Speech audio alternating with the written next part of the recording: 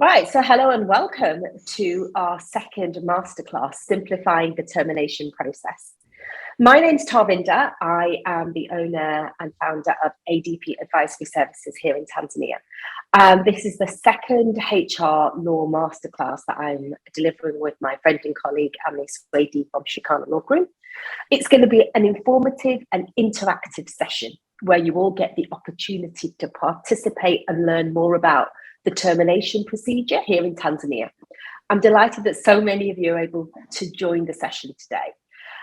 It will be recorded for those of you who weren't able to join right now, but I'm super excited to introduce my friend and co-host, Amne. Hello.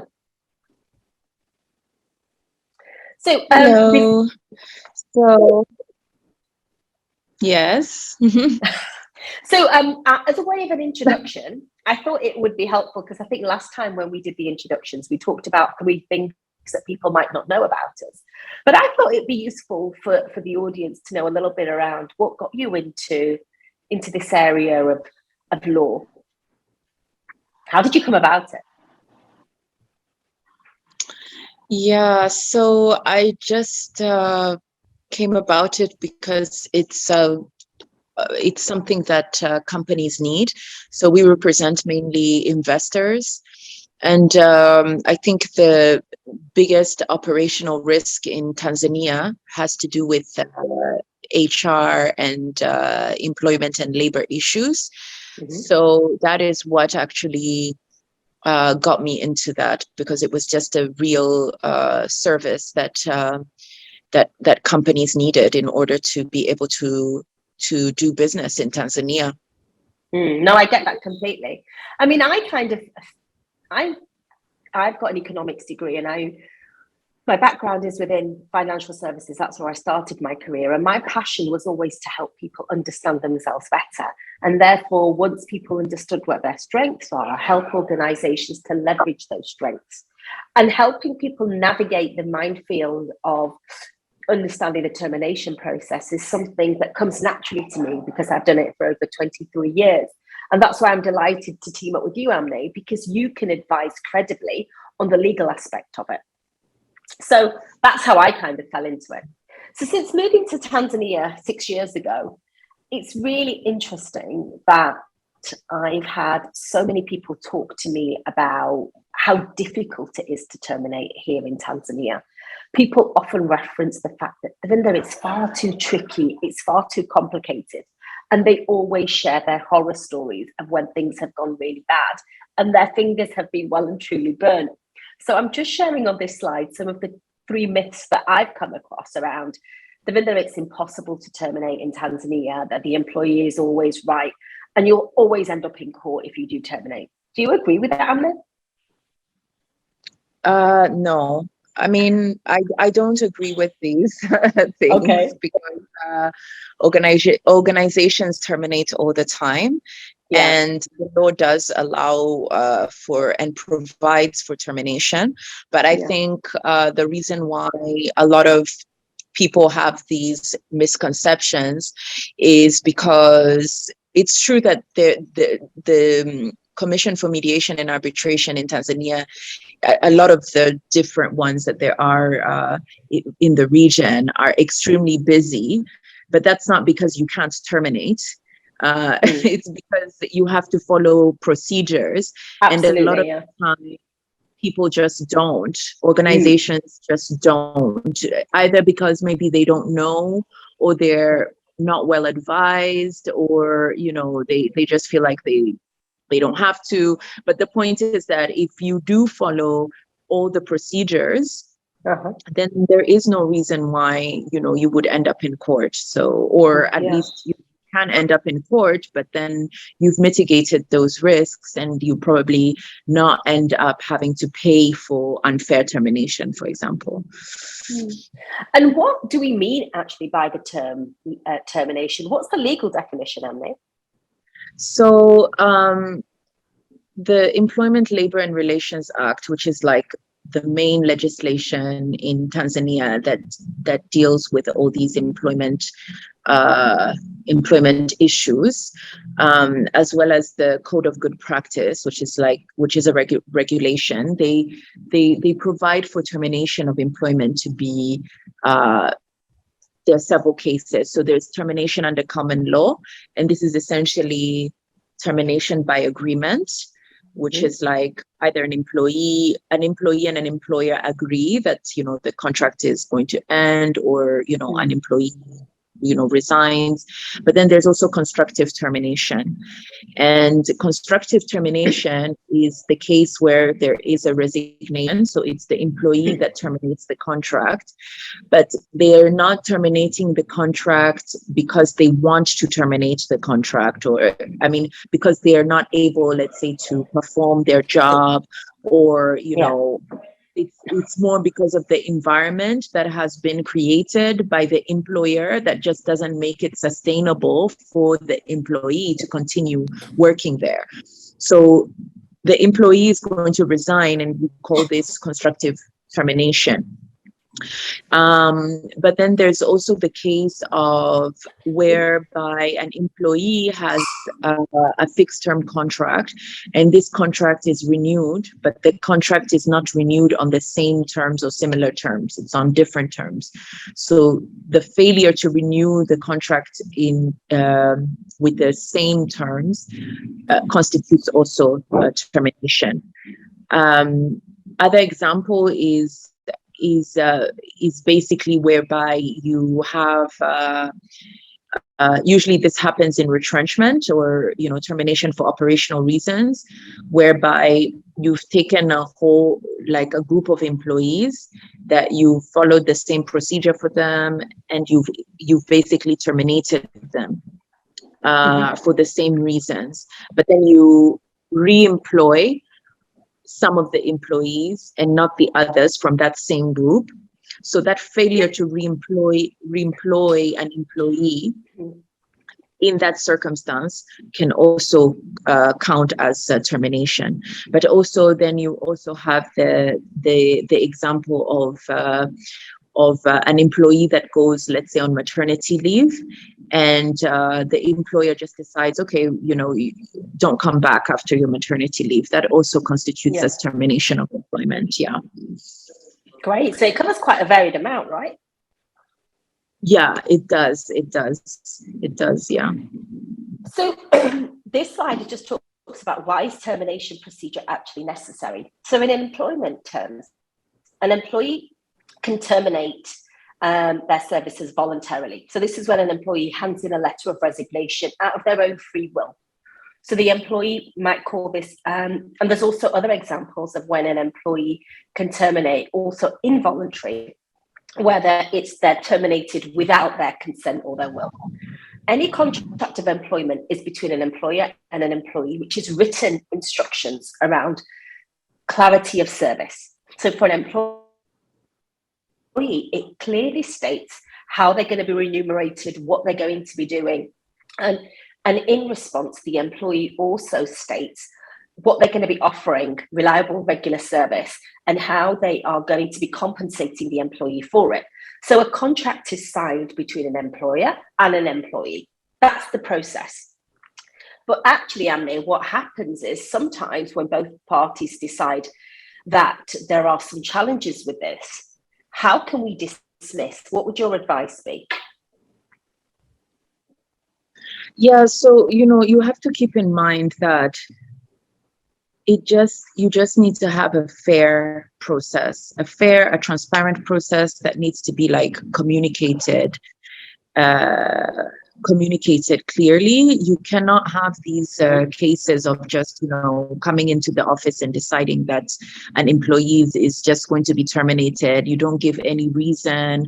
They don't have any chance to be heard. You don't respect the notice period. I mean, this obviously counts as an unfair termination.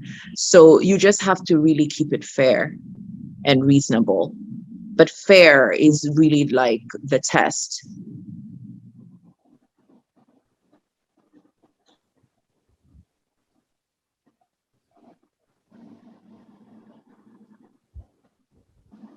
Sorry, Tarvinder, I didn't hear you.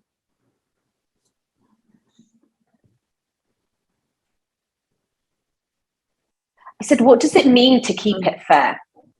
Yeah, so the law provides that basically the reason that you're giving or to the employee has to be, first of all, valid. So it has to be a work related reason. It can't be, something that's non-work related. But then it also has to be fair. And the test of fairness is basically looking at a reason that is related to the conduct, to the employee's capability, but also in terms of compatibility of the employee and the employee to the job. And also you can have the reason that is based on operational requirements of the employer.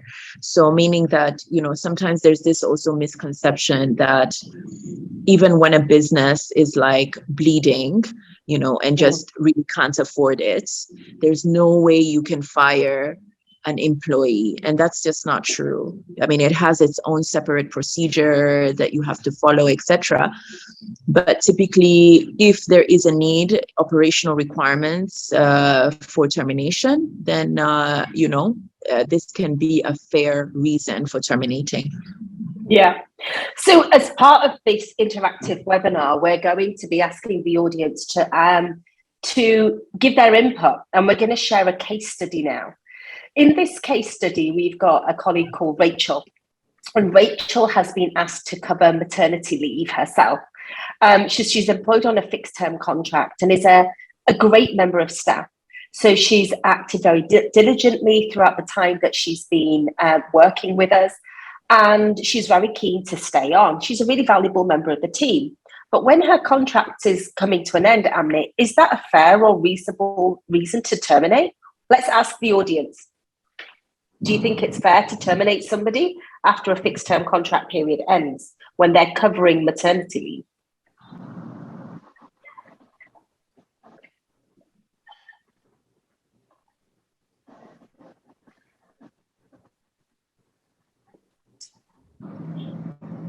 And then we can bring up the answers and the responses here. Yeah, so... Yeah, absolutely. Everybody agrees. So, Amne, what's your advice around this? Yeah, for sure. I mean, if it's like a temporary contract and that, it's clearly communicated, there is no, the employer also has not made any promises, meaning, saying you're amazing, we're going to keep you on after maternity and all that, provided that none of that is there and you haven't created the reasonable expectation, then it's fair. It's a fair termination. And what are the different forms of termination that can take place? So you have what is known as termination under common law. And so this is basically several cases where, for example, there's the termination of the employment by agreement between the employer and the employee. There's also what is known as automatic termination, which is that a contract just comes to an end. So the contract, let's say, says, the term is until the 30th of July. 30th of July comes, there is, it just terminates automatically. Although you need to be careful on that, because there is a case law that has been developed around reasonable expectation for renewal. So, that's why it would be good practice that if you do have a contract, a fixed term contract that's coming to an end, and as an employer that you don't want to keep the employee on, then you would send a notice of termination just to make it clear so that there is no reasonable expectation. And then also you have the case of the termination of employment by the employee, which is basically on cases that are not constructive termination, which we discussed, where the employee is not terminating because of unsustainable work environment that has been created by the employer, but really just has decided, I'm moving on, I have a different opportunity, I don't want to be in this organization. So they just terminate the contract and that's that. So those would be the cases there, And what about the examples when the employer decides that they want to terminate? What are the scenarios around here? So again, termination by the employer is possible, but there needs to be a reason, right? So it can't just be like, because I feel like it. There has to be a reason, especially this is like, obviously, if you have a fixed term contract, then, it always makes termination somehow easier, because you can kind of strategically wait until the contract is going to lapse and then just give the notice of non-renewal, essentially. But when you have a contract of long duration, unspecified time, then you can't just, terminate just like that. So you have to have a fair reason, why you want to terminate the contract. And I think we'll look at this in the following slides. But also you need to kind of make sure that you're complying with the provisions of the contract. So, Tarvinder, you said this, the contract is like the basis of the relationship between the employer and the employee. So you need to refer back to that for termination, respect the notice period. Then there is also what is called the terminal benefits that need to be observed when terminating. So things like severance pay, repatriation, and any other benefits, for example, like non-accrued leave. That annual leave, for example, that hasn't been taken, then that needs to be paid out. Any overtime that hasn't been paid, then it has to be paid out. And then, of course, you need to follow a fair procedure, as always, before terminating. And so then, we look at the fairness, which we already discussed before, based on conduct, compatibility, capability, and all that. Perfect. So in event that there is definitely grounds for us to terminate somebody, as long as we've got fair and reasonable grounds, right? So an employer has to have a clear policy in place. It has to be very clearly communicated, and there needs to be a gradual disciplinary measure to address misconduct before you can terminate. So it's not like in the movies where we can summarily dismiss somebody. We say to them, "You're fired," and then a moment later, they're leaving with a box full of their belongings, right? There need to be multiple bouts of misconduct before you can terminate somebody. Is that the case? Yes, of course. And just, to circle back on the clear communication.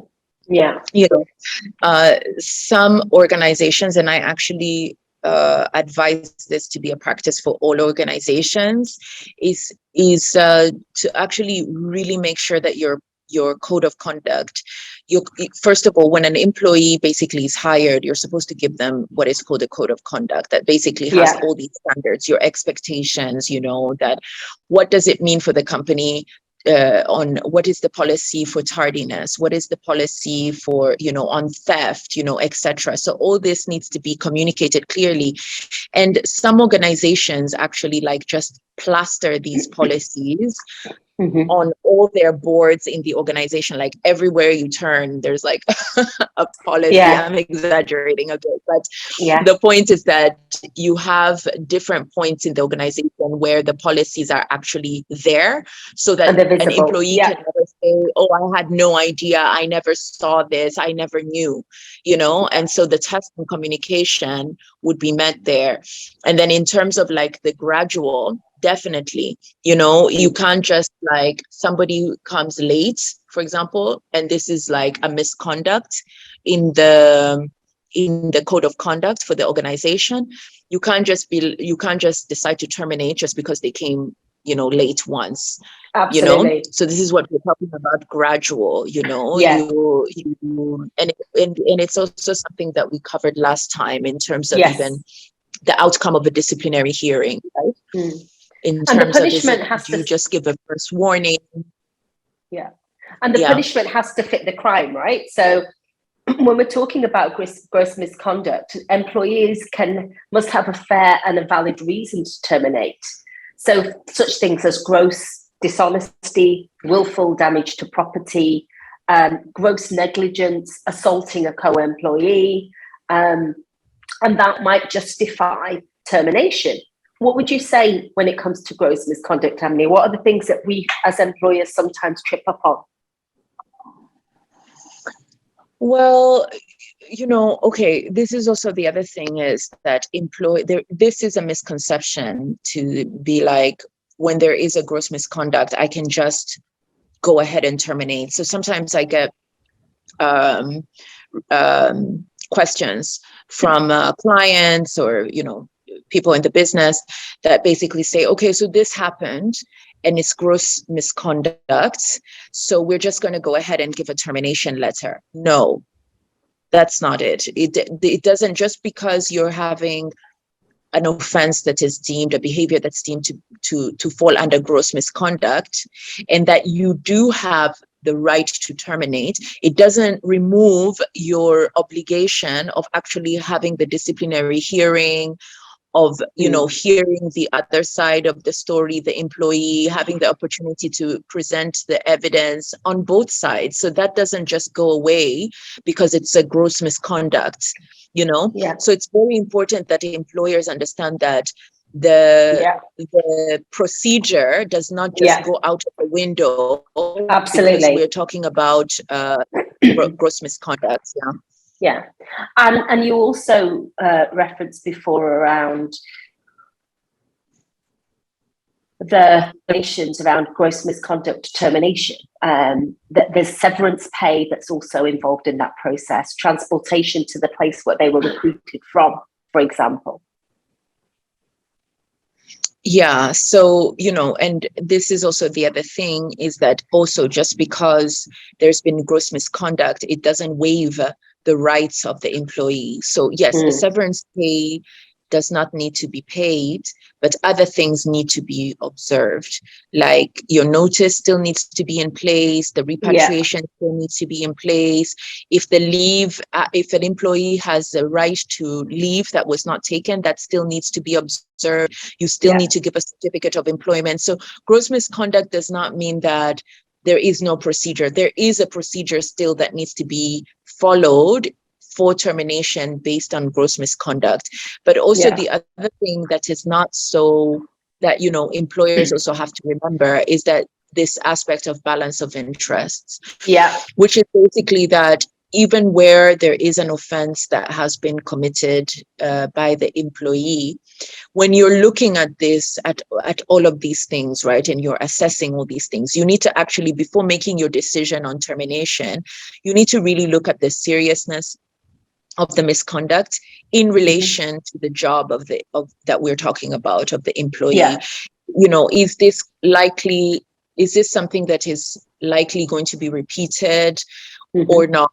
Is the employee showing remorse, real remorse about this, about having done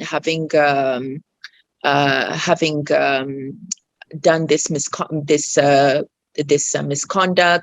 But you also have to look at the circumstances of the employee. So the example here is, let's say on theft, and somebody basically, the employee steals, and this employee has a perfect record, has never had any issues. There's never ever been any disciplinary hearing, has a really, has always been trustworthy. And then there's this, event that takes place where, this employee steals. And during the disciplinary hearing, the employee doesn't even bother lying about it. Like, he or she comes out and says, I admit this, I am so sorry, I know it was wrong. And then they offer an explanation. And this explanation may be with what the employee feels that they were under duress to do this because of personal circumstances, like, their husband is extremely sick and they needed money for this operation that needs to be done urgently, and they didn't have the money, and so they did that.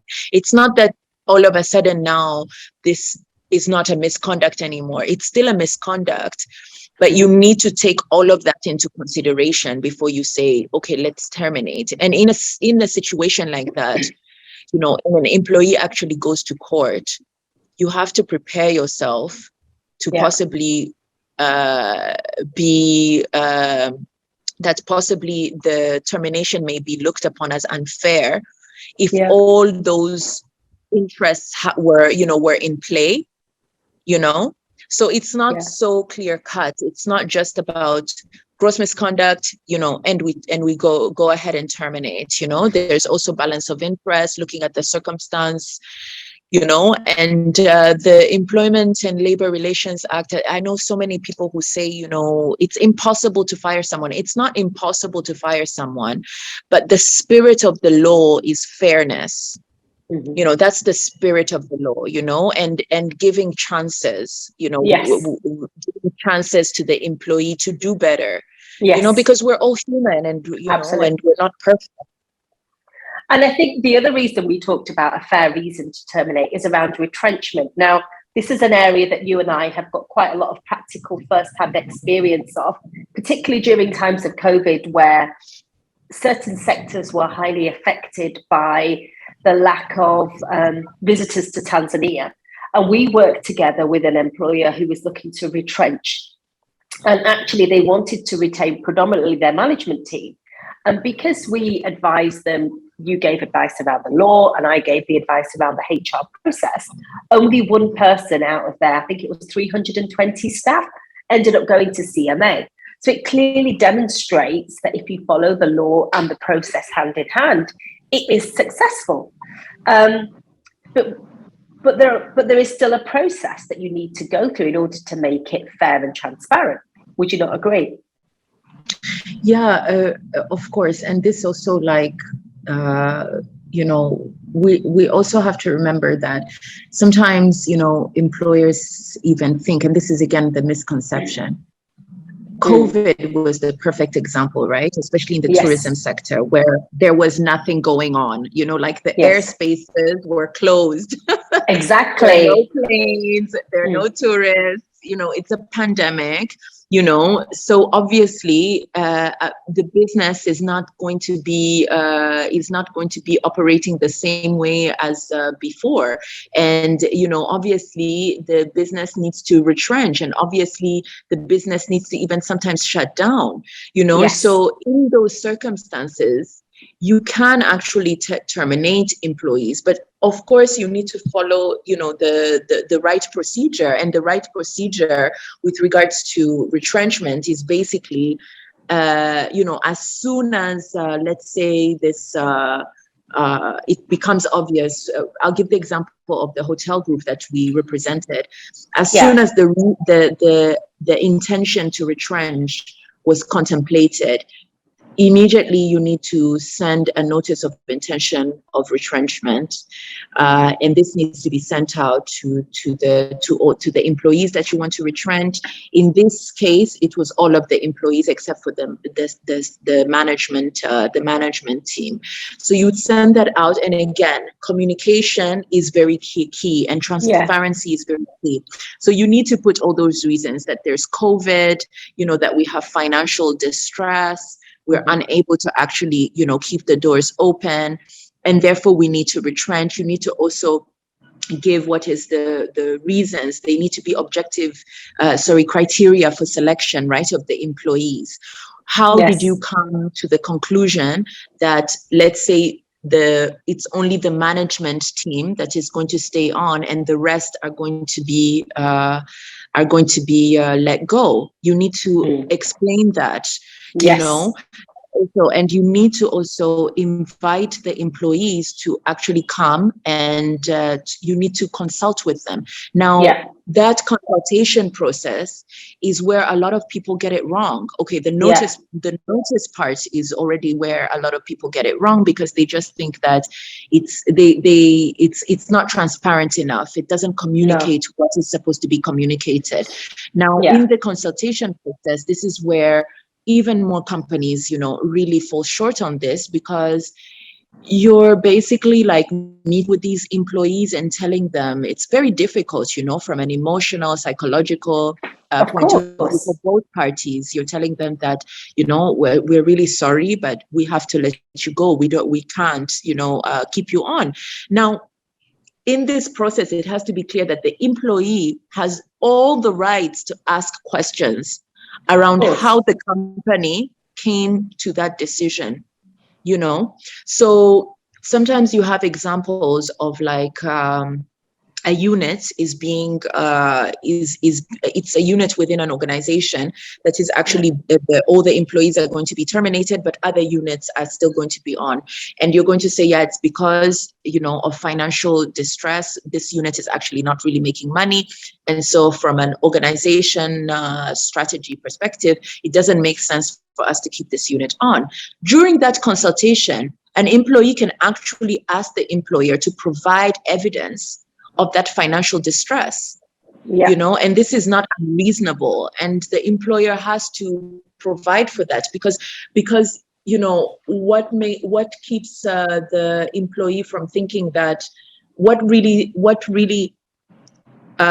keeps us from thinking that there could be just another reason why you're terminating the employee. Exactly. So you really need to give that evidence in the consultation. The communication is absolutely key. The transparency is also absolutely key. And you have to remember that this is a negotiation, and this is where we go back in terms of like the types of contracts that have been given, right? Where it's not just about you coming and just imposing your conditions on the employee, and the employee has to take it or leave it. There is negotiation. So your terminal package that you're presenting at that consultation, like, okay, these are the benefits that you're going to get because you're going to be retrenched. You, as an employer, you have to be ready for some pushback from the employee. Maybe they want more. And typically we see this a lot when there are unions involved in the whole process, where the unions really try and get the best outcome for the employees. So a lot of the time they're not, they want more, but this is well within their rights, and the whole thing is to just communicate. And I think this is where HR skills are very important, right? In terms of like how you're managing all of that, huh? And I think with the retrenchment process, the experience that you and I had together was actually there are the parameters of the law, but it's the role of HR to support the management team or whoever is doing the consultation through the process. Because as daunting as it is for the employee, it's equally daunting for the managers who are going through it, because these are friends and colleagues who they've worked with, and now they can fully appreciate why they find it quite difficult process to go through. First of all, because it's people that they know, and secondly, because it can feel like a minefield navigating a retrenchment process. So we've got another poll here that we want to ask the audience around. So in this scenario, we've got an employee called Janet who has been accused of stealing the petty cash from reception. And in this scenario, we've also got CCTV footage that confirms this to be the case. Now, during the disciplinary process, she admits to theft. Now, based on the explanation that you've heard during the webinar, do you believe that this is a fair reason to terminate for gross misconduct? Would you dismiss her? Please answer. And then, Amne, you can go through the results.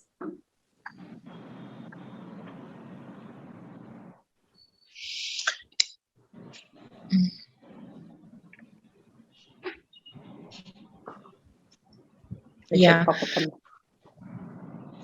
Yes. Right. Yeah. Yes. But then, I'm a lawyer, so I'd say yes and no. Go ahead. Tell me about this scenario. But we've got the evidence, Amne. She's stolen, she's admitted it. We've even got CCTV footage. So is it not straightforward? Yes, but then there's the whole issue of balance of interests that we discussed before, which is like, does she show so much remorse about it? Is it going to ever occur again? Are there personal circumstances that are involved that kind of justify, I mean, this conduct? And then another thing that you need to keep in mind is, in terms of like, since we're talking about theft as the example, is that there is the employment and labor process, but then if it's a criminal offense like theft, let's say, or fraud, sometimes employers go to the route of criminal proceedings, right? And so the law is actually clear on that, is that if you do go down that route of criminal proceedings, you have to wait until the outcome of the criminal proceedings before you can actually terminate an employee. So in this example, for example, if we had added that, you know, all this happened and the employer went and opened a case against what's her name, Janet, and then, you know, came back, held the disciplinary hearing, came to the conclusion that Janet is guilty and then fired her, this would be an unfair termination, actually, because you have to wait until the criminal proceedings have taken place, are finished before. Yes. Mm-hmm. So when we talk about employers acting reasonably, what do we mean by that? Because there's no actual definition in legal terms about reasonableness, is there? But I guess it's implied that as an employer, we've got to be seen to be being fair and transparent with the process. We're carrying out a full and thorough investigation. We are following a process and a procedure. We're allowing the employee, for example, to come accompanied to the meeting. And we're giving the employee a chance to appeal. So reasonableness might also be dependent upon the employee could be expected to understand the consequences of their behaviour. So even if you have a fair reason, the dismissal is only deemed fair if you've acted reasonably. Would you not agree? Yeah, absolutely. It's all about fairness. You know, at the end of the day, you're talking about human beings, you know, that are there, you know, no one is perfect, you know, so, you know, you can't really treat humans like robots. You know, I say this because sometimes I see like employers with this kind of attitude of like, you know, someone is not performing, you know, I don't have time, I'm here to make money, you know, let's just fire them. Someone does a misconduct, you know, a first misdemeanor, let's say, you know, fire them. No, it's not like that. Sometimes, you know, we're just having a bad day, you know. So you really need to be able to be fair and to be reasonable, and that there is a process in place. You know, we sometimes feel like we know it all, but we don't. And that is when sometimes we realize these things, when you actually give someone the right to be heard, you know, and they give you maybe a different perspective that you didn't know about, you know. So as long as the procedure is fair, it's transparent, the reasons are fair, you know, the reasons are valid, you know, this is the test of reasonableness is like runs through this book, like I get like that all across the law. It's like reasonable, fair. Yeah, so definitely this needs to be on the mind of the employers. Now I just want to go and see if there's any questions in the chat here from the audience. We can pull them up.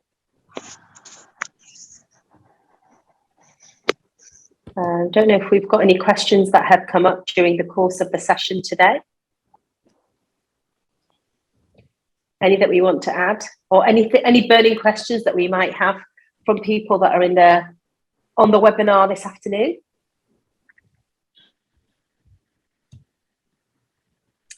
Oh, we've got one here.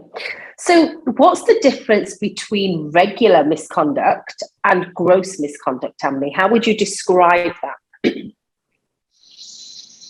Okay, so a regular misconduct would be something that is like, you know, you're late to work,